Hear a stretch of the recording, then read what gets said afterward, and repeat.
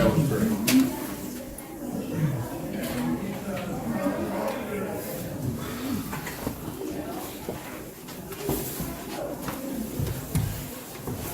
Back to Dr. Hall.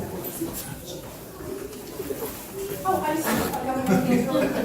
First of all, I just want to commend this is the literary magazine from our high school called Seymour. Really amazing publication, favorite kids and our faculty sponsors. It's the second year for this, and it's really quite a little journey. And then also just want very quickly to acknowledge there's some landscaping taking place out here in the northeast corner of the building here. That is completely planned, coordinated, and carried out by Natalie Mitchell, one of our students at the high school. She will be the president of our FFA next year. She coordinated lots of volunteers and donations from Farm Credit Illinois, Mahomet Rotary Club, and last Wednesday on the early release day, a lot of trees planted. They'll eventually be a pathway through there, so it's really amazing project from all of our kids. Yeah. Any questions for Dr. Hall on her report? Okay. Hearing none, we're moving into regular business. Item number 1 under regular business is medical cannabis update. And our good friend R.C. Korea is here. She's been hiding in the back. I haven't. Good to see you. Good to see you too. Thanks for being here. Oh my gosh, that was a hard act to follow. I mean, after to ask for a different placement. Sorry. No. We appreciate the fact that you were here today and volunteered to stay and guide us through this. We understand it's a new state of Illinois thing. We don't really have, it's not like an optional program, but we kind of want to understand what it is, and we're thinking maybe we have some questions. So I want to do so. Well, I appreciate you. Turn it over. Nice to meet the new board members. Dr. Hall, I was regaling Dr. Hall with some stories about the legislation that's in the pipeline right now, which is formidable. There's quite a bit developing. And I mentioned to her that I helped write Ashley's law. And so she asked if I would come down. This is free of charge, Trent. Trent's always Can you wait till July? Notice next month we make a bar. I know. I'll wait till Tango goes. So I'm really glad to be here. I'm going to do a really high 10,000 foot view tonight, okay? And if you have more questions, I'd be happy to come down. You hold a special place in my heart, Mahomet, Seymour does. So, you know, by all means, we're not going to answer probably all questions you have tonight. We'll do this pretty short and sweet, but there's a lot changing. So what we've got, I've got a couple slides that we can just talk about. Things are changing in the country. So right now, there's a number of states and District of Columbia allows recreational sales of marijuana. It looks like Illinois is going that way, although we can't be sure, and I don't have any special insight into the way Illinois is going, although that looks likely. So our state color may change to green, but you can kind of see across the country there's some different philosophies. Now, whenever we have a map that looks like that on the country, it's going to impact schools, and this issue is no different than any other. So what we have now, one of the bigger issues in this issue about medical cannabis for adults and students, that's what we'll talk about today, is that there's a few different kinds. There's a kind you get by prescription, and then there's a kind that you can receive over the counter. We can go on Amazon tonight, we can order it, we can go to certain stores, sell it. There's a difference, there's a big distinction between the two. The medical cannabis oil, by prescription, has to be prescribed by a physician licensed to practice medicine in all of its branches. And when you are under age 18 in Illinois, you can only be prescribed medical cannabis for one disabling condition, and that is a seizure disorder. That's it. And the marijuana can only come in one form, and that is oil.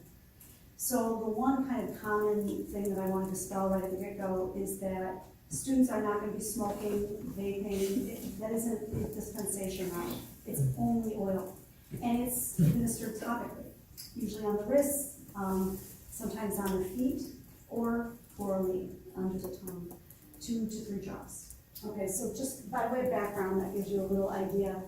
I think that's really important. And as I go throughout the state and talk to boards and school districts on this topic, it's important to know the strict regulation when it comes to children. Now, adults, we can have 45, 44 disabling conditions, and we can be prescribed medical cannabis for one of all of these different disabling conditions, and we can smoke it and eat it and ingest it in different ways. But that's not how it works for children. So in 2014, Lou Lang, who was at the time one of our state representatives, who's now retired from Skokie, he introduced, and it was passed, the Compassionate Use of Medical Cannabis Pilot Program Act. In it, actually, his first draft had a provision that said that medical cannabis could be stored by school personnel, and it could be administered to children in school. And in 2013-14, when this was on the floor of the legislature here in Illinois, there was some hesitation for it to be in schools, and so that language was removed. And so in 2014, when this act passed, it strictly prohibits, does not allow medical cannabis to be on school grounds. This act right now is scheduled to be repealed in 2020. That commonly happens when you have more controversial subjects in Illinois. And I'll talk a little bit more, the changes afoot on that. So that gives you a little background. Ashley happened, and so Ashley, I'm very honored to, it's a horrible picture of me, I'm very honored to know Ashley and her mom and dad, Jim and Maureen. Ashley is a student in Schaumburg School District 54. Her parents and her identity is, her parents have identified her for purposes of the media, and they filed a friendly lawsuit against Schaumburg School District 54, which happens to be the largest elementary school district in the state, is a client, longtime client. They have about 14,000 students. And they wanted, Ashley had cancer when she was younger. During chemotherapy, her cancer was in remission, but during chemotherapy, she sustained traumatic brain injury and had unrelenting seizures, over 200 a day. So the family called the district in 2017 and asked if Ashley could come to school with a patch of medical cannabis on her foot, and asked whether the nurse could hold it and dispense it to her in school. And the school district was inclined to do this thing until they called me, and I had to say that it was illegal under that statute that we just talked about. So what happened was, long story short, with the help of the family, I guess the family was headed up the kind of initiative. I helped draft Ashley's law, so that was effective August 1st of 18. And it's interesting, it allows parents who have, or guardians, who have children who are prescribed medical cannabis to bring it to school, dispense it to their child, and then leave school immediately.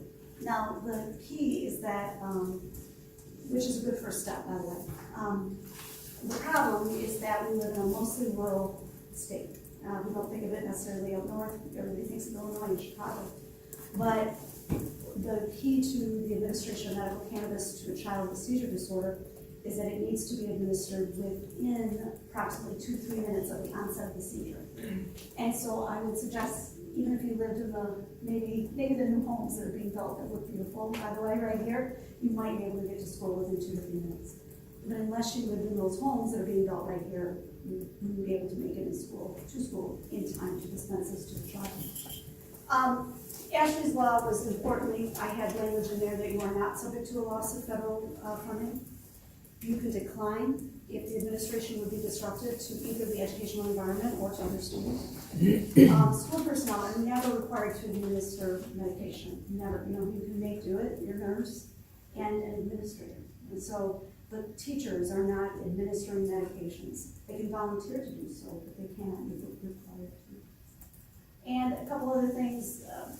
Students cannot be disciplined, and you cannot refuse them enrollment if they are prescribed with medical cannabis.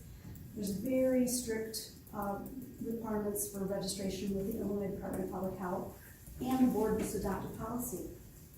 The way the law is currently written is that a school board could decline to adopt policy. They could decide just not to do this. And that's what they do. And again, I represent lots of school districts that have made decisions both ways. So change is happening right now. We've got, it's quick, it's gonna happen very quickly, right? It's kind of like right under our feet. We're looking at possible legalization of recreational marijuana in the state. Again, I don't have any special insight into that, but that's certainly been talked about. We live in a largely rural state, which we've talked about. Ashley's story is very compelling. She went from having over 200 seizures a day to having 0 within about a week of her starting medical cannabis. Modern medicine cannot explain why, and that's because marijuana is a Schedule I drug, and medical testing is not allowed. So it's an interesting kind of thing across the country, but there are lots of students like Ashley. I work with them, I would say, not every week, I would say 1 to 2 times a month. I'm working on a situation in Illinois school district where they have a lower actually. The administration routes, as I've described, kind of similar to other medications. There's nothing terribly complicated about it. We've got this interplay now of CBD oils, or cannabis oils that are on the market. There's a difference, by the way, between hemp and cannabis. I'm a master gardener in Illinois, and I never thought that would come in handy to my daytime job. But they're different plants. They're dry. So the cannabis plant is the one with the THC in it, which is the high producer. That's a different plant than a hemp plant, which you can buy fiber with. And we've got the problem in Illinois that nurses are not required in schools. It's a well-known fact, but it is true. And it's hard to find nurses in a lot of parts of the state. So we've got some of that change. As far as the proposed changes, so here's the down and dirty. These are not passed yet, by the way. All right, so just I wanted to give you a quick view of what looks like is to come.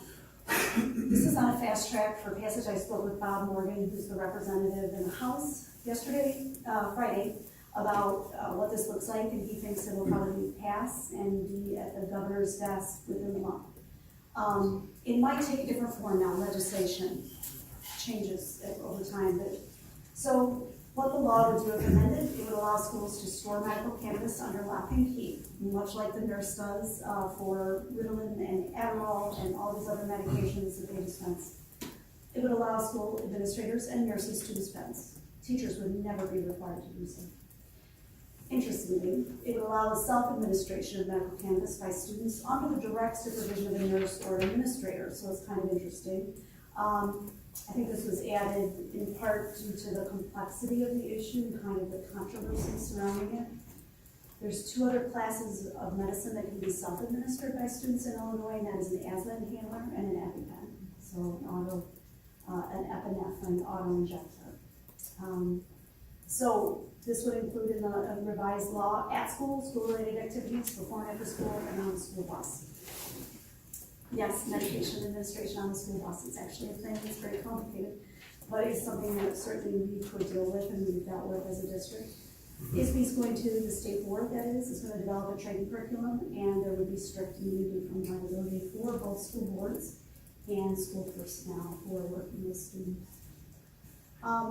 That is it in a nutshell. This is Senate Bill 455. There's a hyperlink in the PowerPoint to get into it, so you can kind of track it if you wish. Otherwise, I think that's what I'm here for. I'm here to help you with that.